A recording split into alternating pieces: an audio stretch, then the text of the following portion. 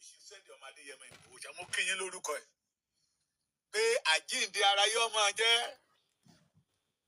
agbára yìí fòkòtò ìdùnnú yín kò ní fòyìn dá kò ní fòyìn ru èmi náà ni ọmọ yín Ọláolúwa yín rèé tí ọ̀pọ̀lọpọ̀ nínú yín mọ̀ sí bàbá Èkìtì wà ní ìjàmbélé báyìí lọ mo dọ̀dọ̀ kábíyèsí kan bàmí aláyé èwì tìlú Adó nígbà tí bàbá mi gẹ́gẹ́ ojú introduce mi pé bàbá Èkìtì nìyẹn sà ó ní bàbá Èkìtì mo rò pé èèyàn kan fàkíà báyìí àgbàlagbà ni. àwa náà rẹ àjùbá iná o ẹ̀yin náà lẹ fún mi bàbá mi. àwa tá à ń ṣe bẹbẹ. mo kí yín lórúkọ gbogbo orí adé ilẹ̀ Yorùbá. mo kí yín ní orúkọ àwọn tó dúró gẹ́gẹ́ bí agbẹnusọ fún ìran Yorùbá. the Yorùbá World Media tí wọ́n kéde. ẹ jẹ́ bá wa ṣí ẹ bá wa kí ká ti gbélé yìí o. ọdún ìgbà lọ́wọ́ ogun amúniṣẹ́ni. látòrí president Dr. Sabi Queen Ara Baba Fatai Oguribido Ọmọborí Owó Media Koiki International Yagbo Yaaju Akalamagbo Ọmọlúkà Omeyo Maas bí ìyá aláṣeyọrí tẹ́ẹ̀mọ̀ tí ìyá Ọbásanjọ́ lánàá tó ti di ìyá aláṣeyọrí lénìí mo tún kíra àmì náà bàbá Èkìtì Ìbíyẹmí TV Ọmọọba Abíọ́dún the Mọ́remí of our time the Lady K International. èmi nìyẹn wà nípa lómi ṣe bí. ta ló tún kù bẹ́ẹ̀ yìí Táíwò Thomas Ìmọ́lẹ̀ Yorùbá mo kí yín Àṣàkẹ́ TV Òṣàlá mo kí yín Mr Wisdom yóò dára fún yín ojú òní tì yín mo kí Yorùbá Wuyì Dr. Ọlámáì Ìyálájé Fúnkẹ́ Yorùbá Wuyì Ìyálájé Fúnkẹ́ náà wà ń bẹ̀. Yèyé dára gbogbo àwọn tó ń sọ̀rọ̀ gbogbo mídíà pátápátá nípa Yorùbá pátápátá. Yorùbá wù mí. ìgbà dárúkọ yín ẹ má fi ṣèbínú. mo dárúkọ Yorùbá wù mí náà. bí n bá ṣe rántí orúkọ yín ni wọ́n máa lù sí. mo dárúkọ Àfáà Akíìmù náà àwọn náà ṣiṣẹ́ Yorùbá nation. bí ẹ ti jáde síta tẹ́lẹ̀ ń ṣe agbẹnusọ fún ìran Yorùbá ẹ ní jẹ̀bi. àmì àṣẹ. ó dẹ kí gbogbo ẹ̀yin bàbá wa tẹ àtẹ̀yin ìyá wa. ẹ jẹ́ bá mi ṣó náà fún bàbá Èkìtì ẹ jọ. ẹ̀yin ìjìká tí ò jẹ́ káṣọ ó jábọ́. wọ́n tiẹ̀ sọ ìyá mi Adébọ́lá Àdùnní yóò dá fún yẹn kọjọ́ mẹ́ta ìyá mi àgbàrá yìí fòkòtò ìrí ayé yìí ò ní fòye. àmì àṣẹ. ẹ̀yin ìjìká tí ò jẹ́ káṣọ ó jábọ́. wọ́n tiẹ̀ sọ pé ó máa tó rẹ̀ wọ́n. ẹ jẹ́ kó rẹ̀ wá. Yorùbá ló wù mí àbá ẹ ṣé màmá mi ẹ ṣé. mo ti bá yín dárúkọ àwọn bàbá mi lẹ́kìtì. Abdulhakeem mo kí yín náà gbogbo ẹ̀yin agbẹnusọ ilẹ̀ Yorùbá ni mo kí yín. èrò tiẹ̀ pọ̀.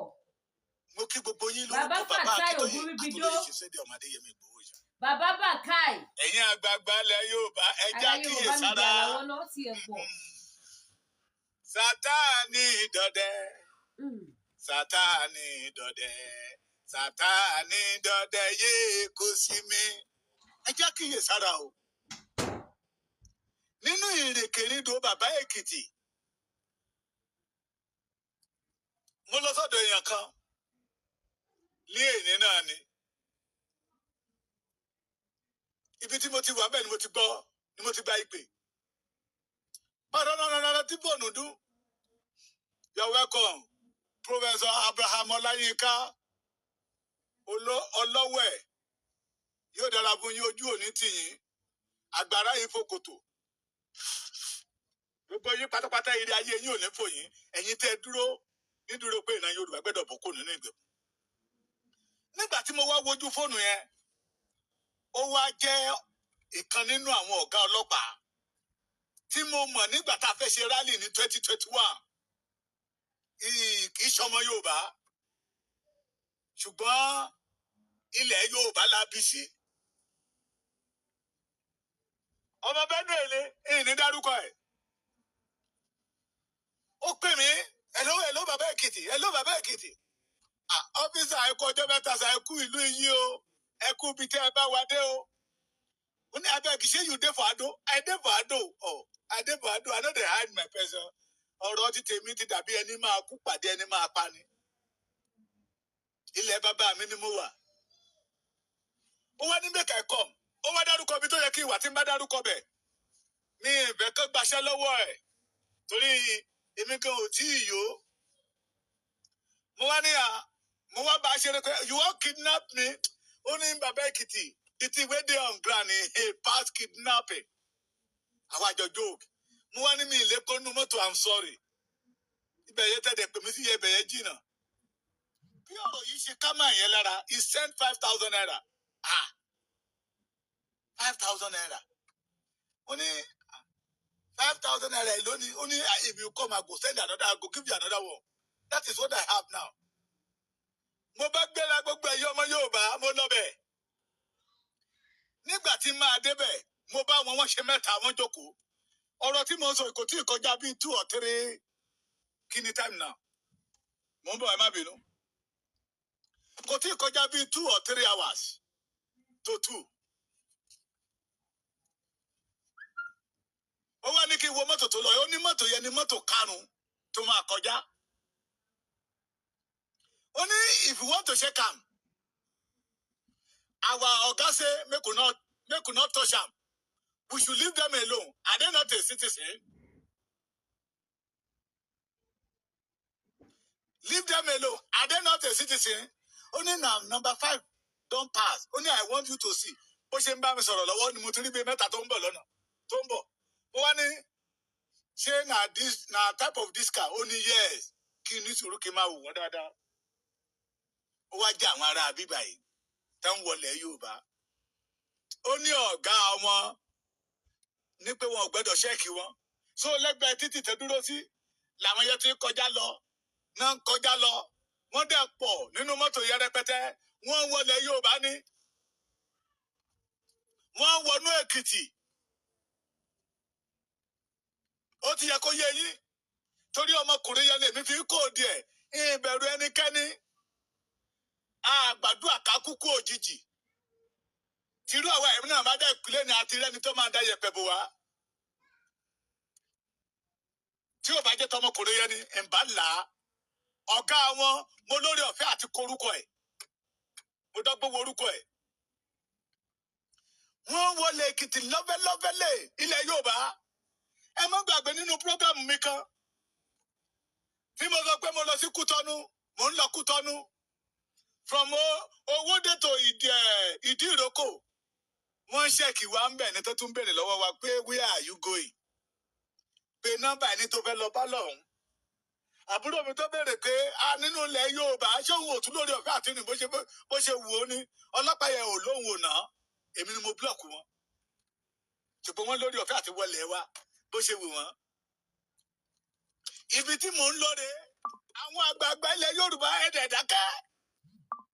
Torí ń tẹ ẹ jẹ ẹ gbàgbé tó máa bẹ́lẹ̀ lọ́jọ́ ọ̀la. Nígbà tẹ́ni yẹn sọ wípé mọ́tò 5 ti kọjá lọ tẹ́mi náà débẹ̀ tí mo rí 4 mo wá ní ṣé àbí do video ní abeg because if na you dey go jeje you see them but they go know say na me call you. Wọ́n ń wọlé Yorùbá o. Wọ́n ń dáwọ́ dúró o. Free and náà fi ń wọlé Yorùbá. Tí ò sẹ́ni tó lè mú wọn lọ́wọ́ dúró. Ẹ má gbàgbé. Mo ti sọ̀rọ̀ yẹn nígbà kan rí pé one of the former AIG ó sọ wípé kì í ṣiṣẹ́ security láti stop any citizen láti wọ another state. Ṣùgbọ́n àwọn ọmọ onílùú ló máa dúró lọ́nà páwọn ò gbàlejò. Ǹjẹ́ àwọn ọmọ Yorùbá ṣe tán? Ǹjẹ́ àwọn àgbààgbà wa ṣe tán?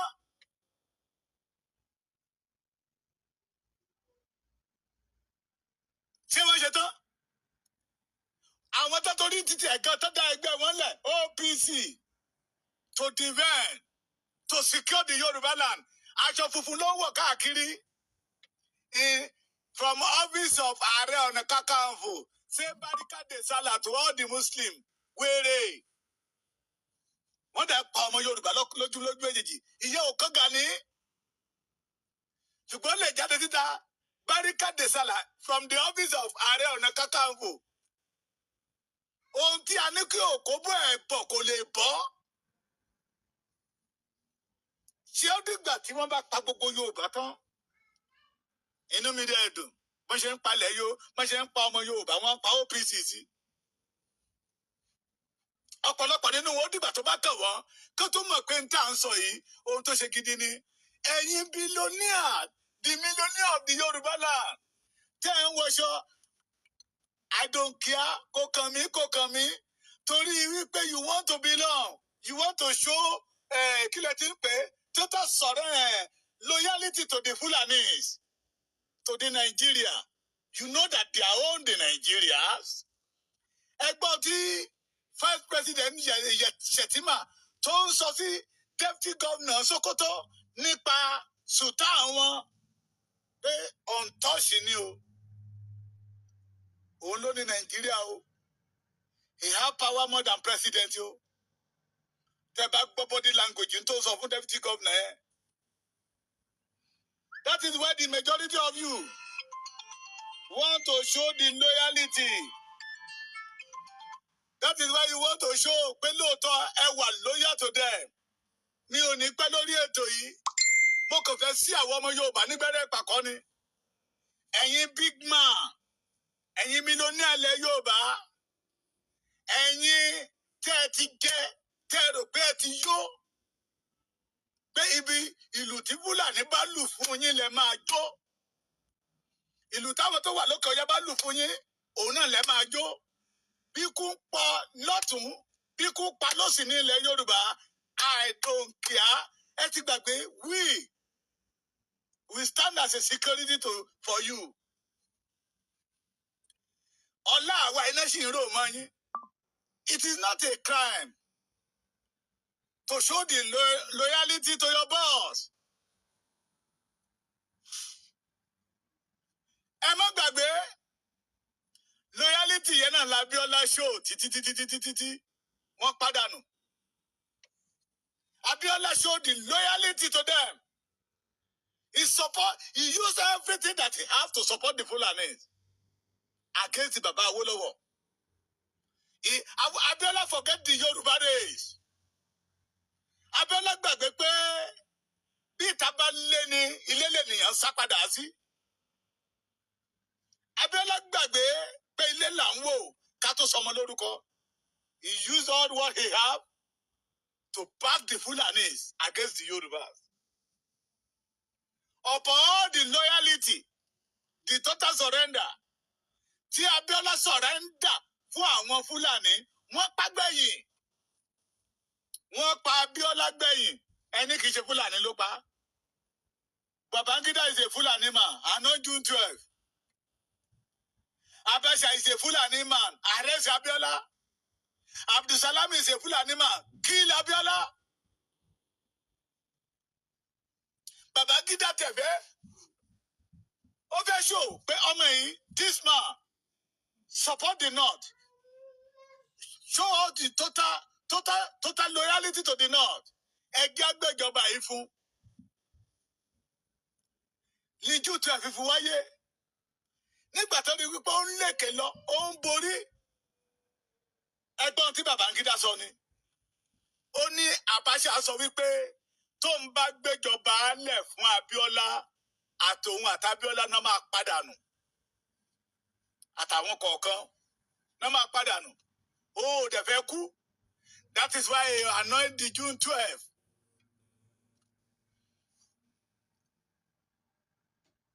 Nígbà tí Abacha débẹ̀ ńkọ́ pé wo gbogbo loyalty tó ṣe fún wa yẹn ó dàbí pé ó fẹ́ máa bá fi pa wá lára ni. Àwa ti gbé ẹlẹ́yìn ó fẹ́ máa fi gé wa jẹ. Ó mú ó sọ́sẹ̀ wọ̀n. Ìyẹn náà débẹ̀ oṣù mẹ́sàn-án tó lò.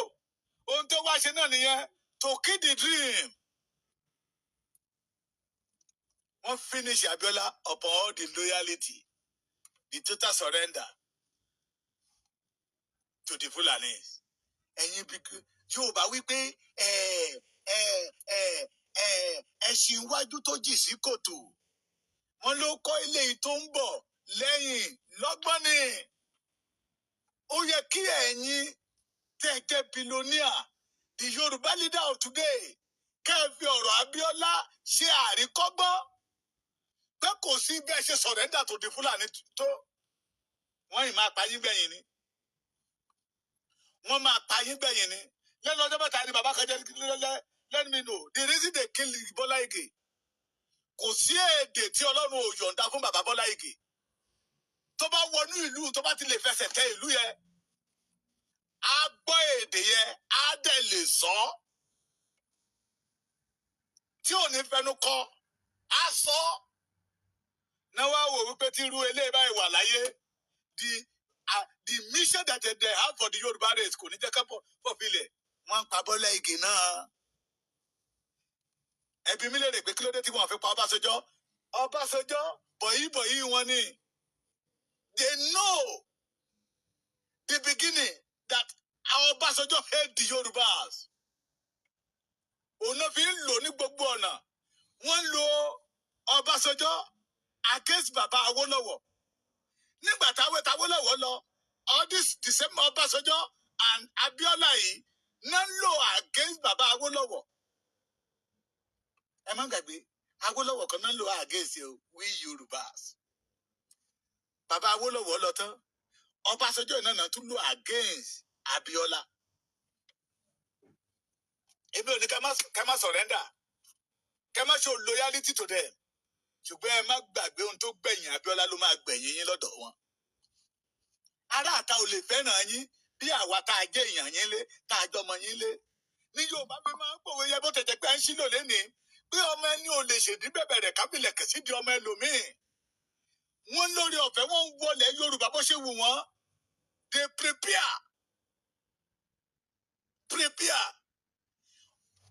ọlọ́pàá yẹn sọ fún mi pé bàbá Èkìtì danger dey for ground o none of us safe o but ẹ̀ ń wò gẹ́gẹ́ bíi pé àwọn mẹ̀kúnnù náà máa pa àwọn mẹ̀kúnnù náà tó ṣe yẹ kéṣe ra wọn gírí kí iye wa ṣí irọ́ àwọn tó ń parọ́ fún wa táwa náà bẹ̀rẹ̀ sí ń tara wa là ń tẹ̀lé lẹ́yìn Sokoti àná tó sọ fún yín pé wọ́n Nàìjíríà sì máa dùn oúnjẹ bọ́gà l'Amẹ́ríkà nílé ọmọ ẹ̀ lọ́wọ́lọ́wọ́ ìwọ dẹ̀ ráhùn pé Nàìjíríà lé kí ayé ti ṣe yìí sí o wọ́n dẹ̀ kó àwọn tó máa pa wá wọn kó wọn wọlé under the government of the Baba Bola Ahmed Tinubu ṣe bí a sọ fún yín èyí tó tún tẹ̀lé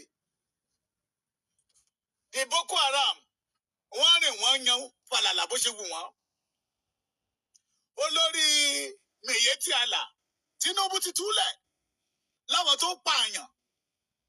tó pààyàn bí ẹni pẹran màálù tọ́ndà kì í ṣe property federal government màálù tọ́ndà kì í ṣe property state government even though kì í ṣe property local government individual business ni ṣùgbọ́n wọ́n gbé business yẹn lé orí gbogbo ọmọ Yorùbá pé ọmọ Yorùbá gbọ́dọ̀ farada anywhere. Thank God for the National Assembly. Wọ́n jẹ́ ká mọ̀ òótọ́ pé cow was #1 citizen in Nigeria. Ló bá tán.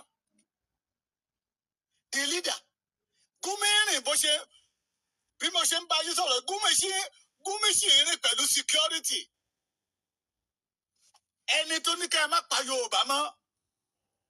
Bí àwọn brọ́dà wa tó wà l'Amẹ́ríkà tó wà ní London tó fẹ́ máa wálé ẹ̀ ń lé wọn sá. Because they want to conquer the Yoruba race. Nigeria gbẹ́ngbágò lè sẹ́ndé Adéyẹmọ Ìgbòho ṣàlórí. Tinubu ò lè ṣe anything lórí ẹ̀. Torí he want to show the loyalty to them. Kò tí ì parí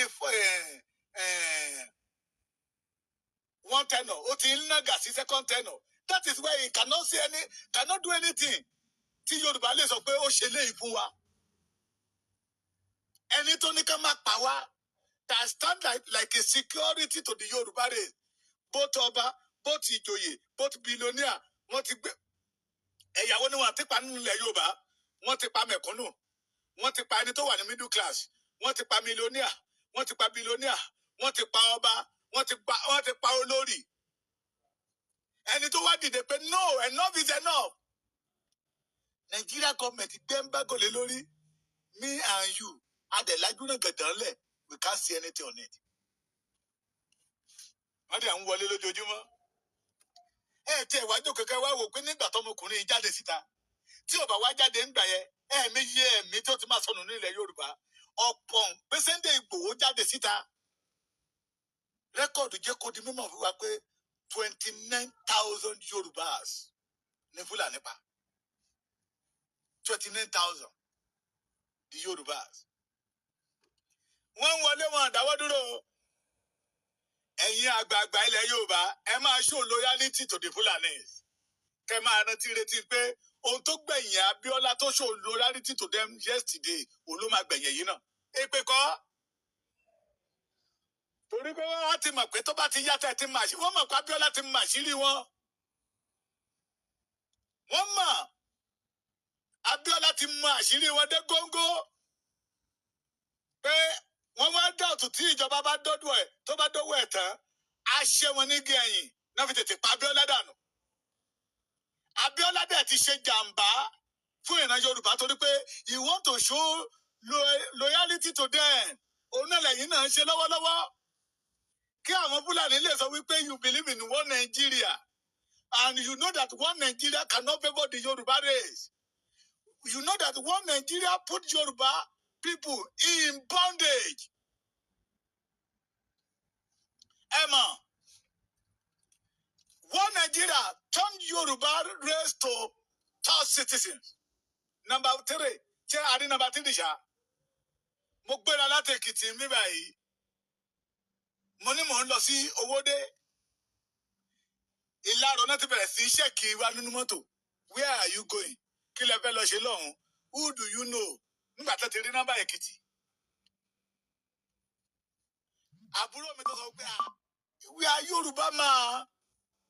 Yorùbá là ń sọ lẹ́nu yìí. Only if you say that again, I will slap you. And you slap me with you have checked inside motor, you do not see anything. So, nínú òfin wo ló sọ wípé from one state in Yoruba land, from Lagos State to Ogun State, you can o gbọ́dọ̀ gba passport kó tó kọjá. Nígbà tá a tún dé Ìdírò Owódé tá a fẹ́ sí Ìdíròkò, the same thing. Tẹ́ni ká pe ẹni tá a fẹ́ lọ bá lọ́hùn. Where are you going? Aláǹ lọ sí Ìdíròkò. Where? Mo wá ní màá dàgbà tó báyìí, àwa tá a wà níbẹ̀ we are 4 in number. A máa dàgbà tó báyìí ní mọ́bí tá a lọ, ó lẹ́ni tá a fẹ́ lọ báyìí ká pè é. But wọ́n ń wọ ilẹ̀ Yorùbá freely. They are Ogas. The Fulani Ogas say they should not check them. Allow them. Are they not in Nigeria? They are free to move from one state to another state. But the Yoruba did not free to move from one state to another state in Yoruba state, in Yoruba environment. But àwọn wá láti north, wọ́n wọlé Yoruba without problem, without accusation, without molest. But we the Yoruba, inside the Yoruba land, inside the Yoruba land. Ọ̀rọ̀ tí mò ń sọ tẹ́ bá ní irọ́ ni ẹgbẹ́ra látẹ̀kọ́ kẹfẹ́ sí Ìdíròkò. Àwọn tó ń gba ọ̀nà sẹ̀mẹ̀ wọ́n ní the same thing. Pé n tó ṣẹlẹ̀ ní Ìdíròkò náà ló ṣẹlẹ̀ lọ́hùn. Because they know that that is the alternative to the Yoruba race to survive. They want to block it under the government of Bala Ahmed Tinubu. Ẹ jẹ́ kán mọ̀, ẹ lè ní kò kàn yín lẹ́ni àwọn mẹ̀kúnnù ló kàn. Ṣùgbọ́n tó ṣẹlẹ̀ sí Abíọ́lá máa ṣẹlẹ̀ sí yín. Abíọ́lá lo gbogbo tó ní to support the Fulani. The Fulani kill him. By Stein. Wọ́n gbọ́n ẹ̀yin lẹ pè wọ́n lẹ́ranko. Tẹ́ bá pè wọ́n lẹ́ranko, wọ́n láwa ní kíláàsì táwọn ń jẹ. Abíọ́lá Babangida did the annoy. Abacha did the arrest. Abdulsalam did the killing. Wọ́n pa Abíọ́lá bí wọ́n pa Abíọ́lá upon all the loyalty. Àwọn tó mọ Abíọ́lá dáadáa wípé Abíọ́lá ò ní kankan ní ilẹ̀ Yorùbá. Pé náà tì ní ká ẹ lọ. Pé àkàìmọye mọ́ṣáláṣí tó kó sọ̀hún. Àkàìmọye ilé iṣẹ́. Because because he want to show loyalty. When they low to wound the Yoruba race.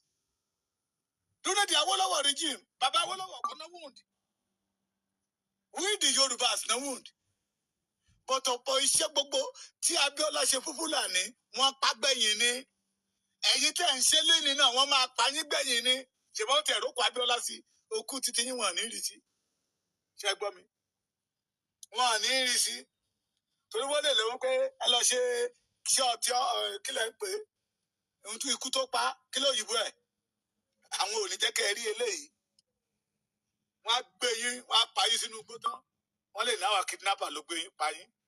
Èmi nínú yín, wọ́n á jù sómi ni. Ẹ máa show loyalty lọ. Ẹ gbàgbé àwọn tó jẹ́ titi yín. Ẹ máa fa èkú dàálé Yorùbá lé wọn lọ́wọ́. Ẹ gbàgbé pé ilé là ń wò ká tó sọmọ lórúkọ. Ẹ gbàgbé ẹ̀. Autopsy ẹ ṣe bàbá mi. Koiki International, you're welcome bàbá mi. Ẹ gbàgbé ẹ̀. Tí ọlọ́pàá bá mo ní ọlọ́pàá ọ́fíìsà, ẹ ṣe bí nà yú ọ́ ní à. The opportunity that we have, àwọn òní torí aṣọ burúkú tó kó sí wọn lọ́rùn. Bó ṣe sọ fún mi ní mọ́tò wípé Èkó náà bí tí. Ẹ máa ṣó ẹ̀. Àtọ́ba ní àtijọ́yé yín.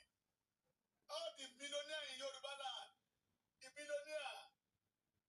Ẹ̀yin tí tẹ́ wà ní middle class ẹ sọ pé I don't care lóòótọ́ ni níbi tí ojú ọjọ́ mọ́tò ìjọba fẹ́ láàdì ní lọ́dọ̀ ìjọba fẹ́ lọ sun alẹ́ ní lọ́dọ̀ agbára yín wà tí ìlágbára yẹn tó Abíọ́lá wọn pa. Bẹ́ẹ̀ni. Abíọ́lá ní sẹ́ẹ̀sì lórí. Ó dẹ̀ mọ tó ń ṣe. Òdodo ọ̀rọ̀. Ọ̀pọ̀ kó ní sẹ́ẹ̀sì ó mọ tó ṣe. He show loyalty to the Fulani race. Forget the Yorubas. Wọ́n pa nígbà tí ènìyàn bá pa ẹdìyẹ. Ohun tó ṣẹlẹ̀ sábíọ́lá máa ṣẹlẹ̀ sí yín. Gbogbo ẹ̀yin tẹ̀ mú Yorùbá tàràkà lénìí. Gbogbo ẹ̀yin tẹ̀ sọ wípé we should forget about the freedom for the Yorùbá race. Gbogbo ẹ̀yin tẹ̀ dúró pé that embargo tí wọ́n tẹ̀dí tó declare ọmọ Adéyẹmọ tó sọ wípé ẹ má pa Yorùbá ẹ má gbé kúrò ńbẹ̀ ọmọ Adéyẹmọ máa jàjàbọ́. Torí Ọlọ́run ọba mi bẹ lẹ́yìn ẹ̀. Ẹ máa wo tó máa gbẹ̀yìn yín. Àwọn bàbá wa tábà fẹ́ ṣe kankan wọ́n á ní ká lọ wádìí ìjẹ́ èèyàn kan ti ṣerú ẹ̀ rí. Tẹ́ abárẹ́ni tó ti ṣerú ẹ̀ rí kí ni àbádàpọ̀ tàbí àmúyọ tàbí àmúyẹ tí orú onítọ̀hún ní tó ṣe kẹ́tọ́ dọ̀wọ́lé.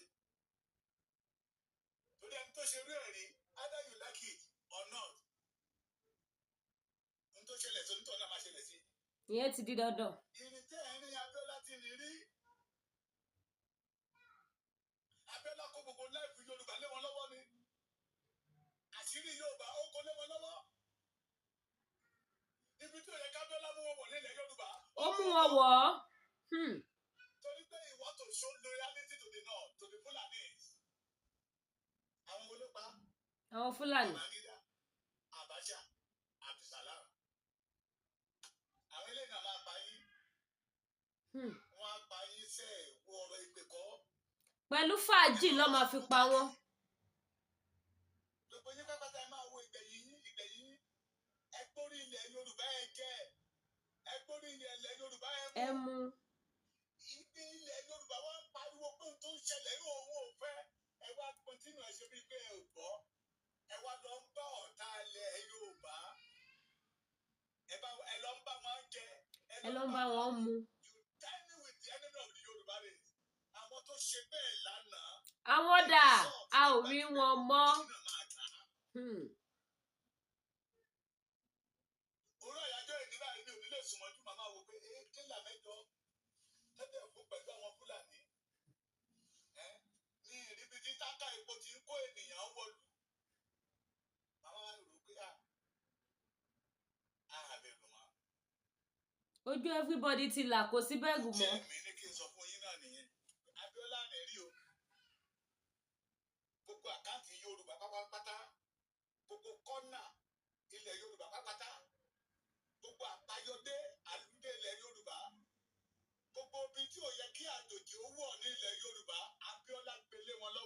bẹ́ẹ̀ni. wọ́n bá fọwọ́ lá lórí MKO ọ̀nà àwa máa fi láàrin wọn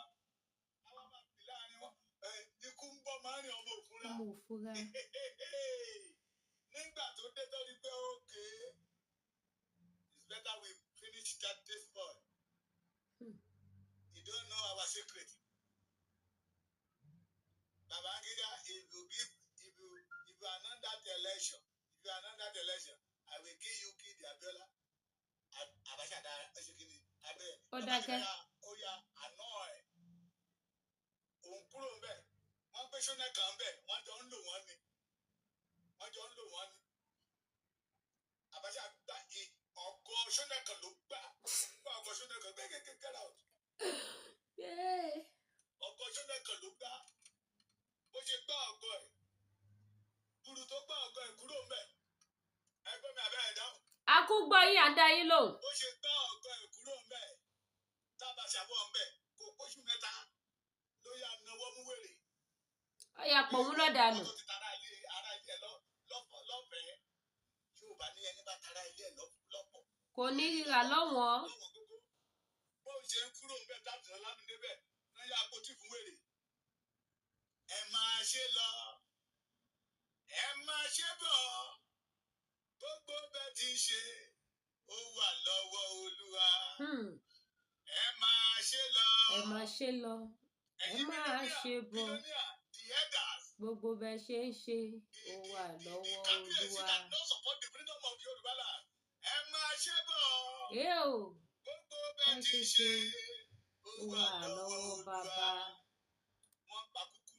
Wọ́n pa gúngùn, wọ́n pa àgbà, wọ́n pòbìnrin, wọ́n pòyún inú, wọ́n pọmọwọ́.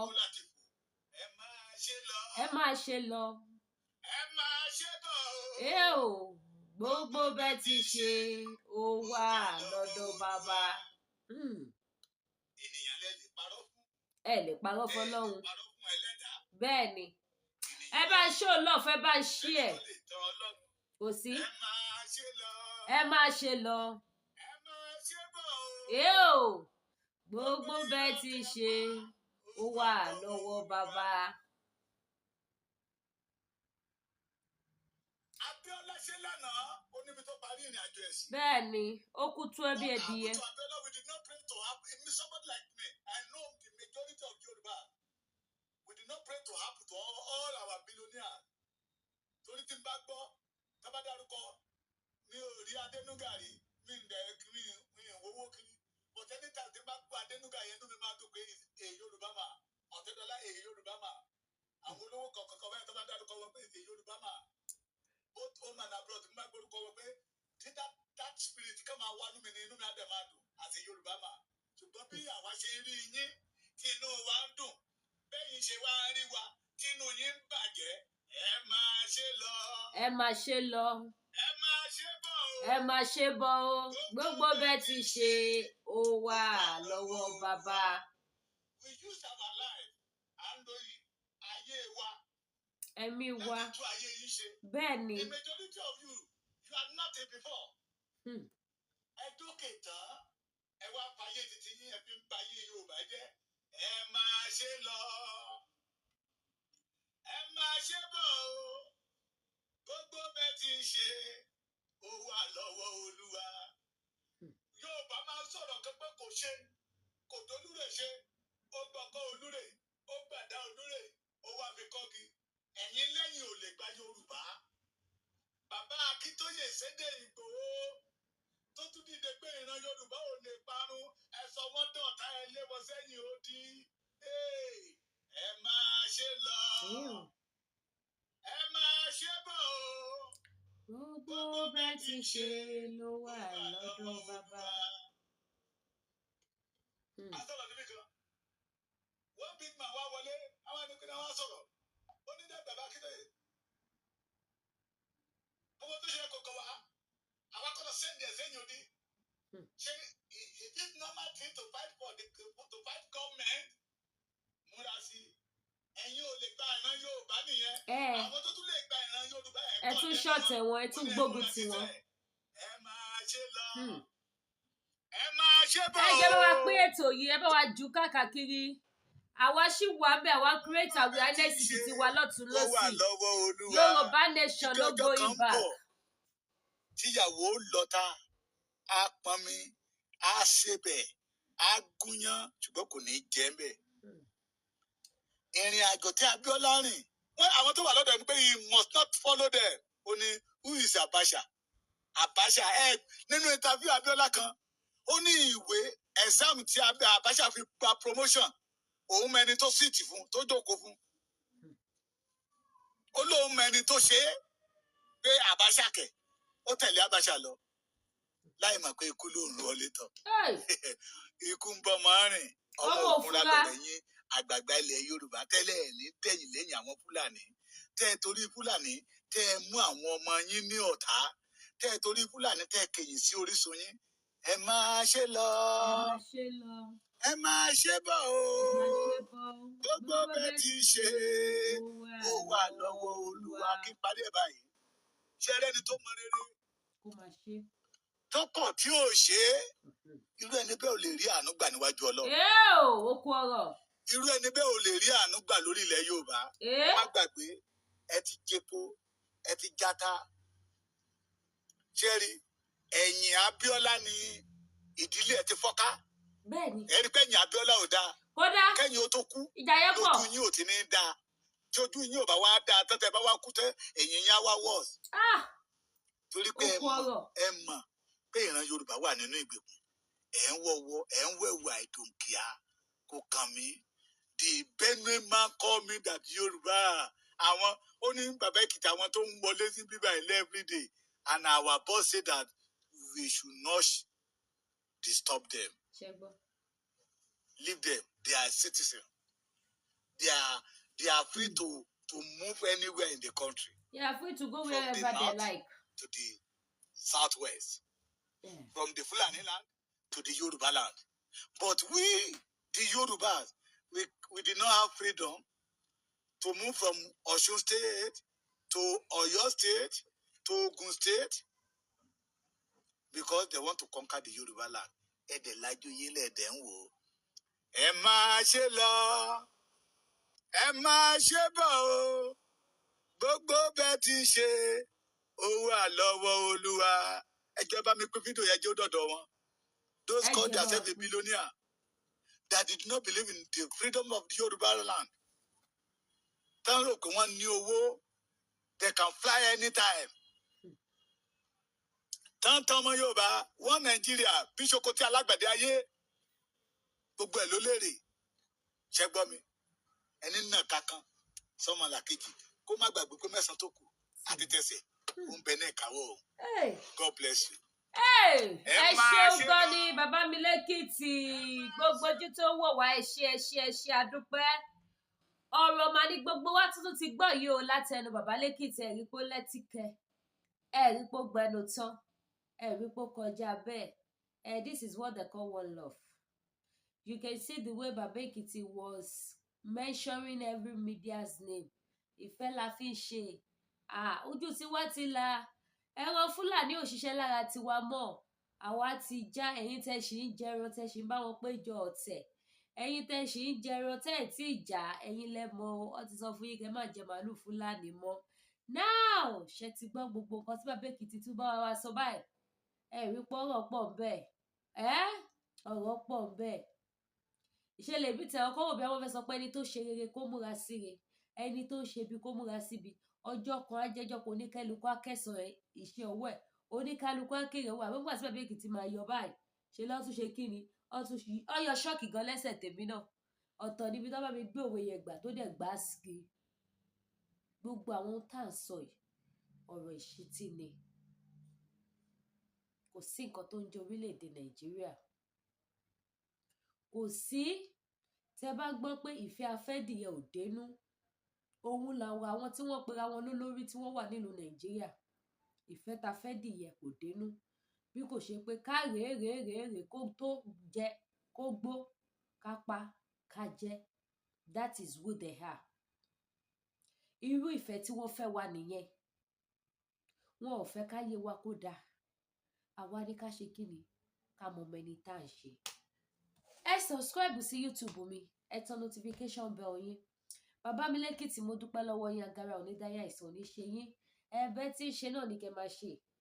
Gbogbo tẹ́dà bá ṣe ló máa kéré ẹ̀. Gbogbo bẹ́ẹ̀ ṣe dáadáa fún ìrìnàjò Yorùbá Nation. Gbogbo ẹ̀ pátápátá lẹ máa kéré ẹ̀ ní dáadáa lágbára Ọlọ́run. A nígbà Yorùbá Nation lẹ́yìn yìí o, àti nígbà lẹ́yìn gbogbo àwa tó kùnú àjọ máa gbégbá ọpẹ́ yẹn ni. Ẹ má gbàgbé gbogbo ẹ̀yin ìyá ẹ̀yin bàbá tẹ́ bá fẹ́ tún bọ́dì yín ṣe. Ẹ̀yin tẹ́ fẹ́ lo kírìmù tó dáa, ẹ̀yin tẹ́ fẹ́ lo ọṣẹ tó dáa, ẹ̀yin tó jẹ́ pé fèsì nìkan lẹ́kọ̀ọ́ fẹ́ kí fèsì yín kó jáde síta ta kó máa glow. Ẹ wo iléeṣẹ́ Danari Skincare. Ọdún ni wọ́n fi ṣe àìmọ̀fólóko. Tó bá sọ̀rọ̀ nípa iléeṣẹ́ tó sì ń gba best cream production láti 2022, iléeṣẹ́ ìní o. Iléeṣẹ́ tó ṣe àwọn product tẹ́ ń wò lọ́wọ́ mi, àwọn ni o. Àwọn ni wọ́n sì ń gba best cream production láti 2022 ni wọ́n ti ń gbà. Their product is very good, it's very nice. Look at me. Ẹ̀yin tẹ́ bá rí mi ní bí oṣù bíi mélòó sẹ́yìn, ẹ rí bí gbogbo skin yẹn rí bó ṣe rí. Ọ̀tìgbà tí mo rí bẹ́ẹ̀ mo tètè ya padà sí ẹsẹ̀ àárọ̀ mi. Ẹsẹ̀ àárọ̀ mi gbé mi láti iléeṣẹ́ Danari Skincare. Òun nìyí. This is my face soap. This is the face cream. Láti iléeṣẹ́ Danari Skincare. Tẹ́ bá wo gbogbo ojú tẹ́ ń wò yìí tó ń glow yìí, àṣírí ẹ̀ ni mo fi hàn yìí. Òun nìkan mẹ́ta tí mò ń lò sójú mi nìyí. Cleanser, face soap, face cream. Gbogbo ẹ̀yin tó bá yẹ pé ẹ ti ní cream tẹ́ ń lò but ẹ like bí face yín ṣe ń look.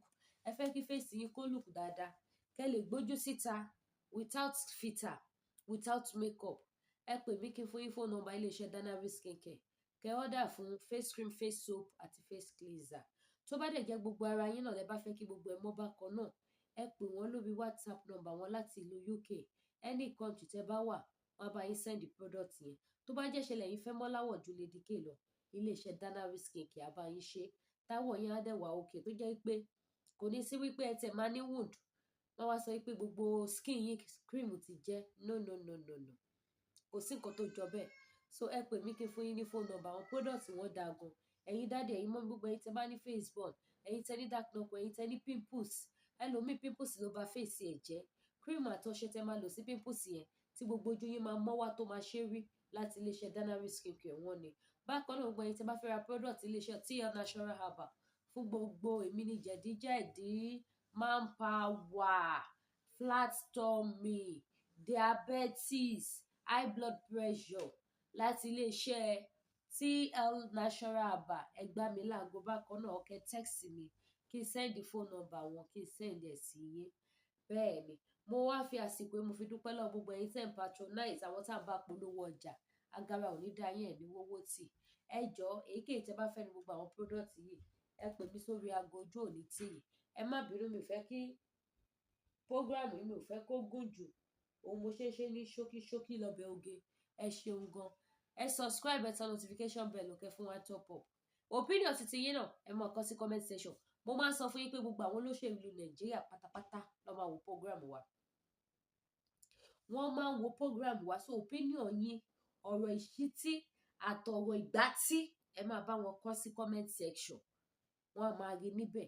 Bí àyà jẹ́ kí iye wọn ṣí, wọn ò ní lè ṣègbè sí Nàìjíríà. Ṣé mọ̀ pé Bible sọ wípé àyè wà fún yàn láti ronúpìwàdà. So yẹ ká fún wọn láyè láti ronúpìwàdà kó má bá ṣègbè tẹbítẹbí. Ire o.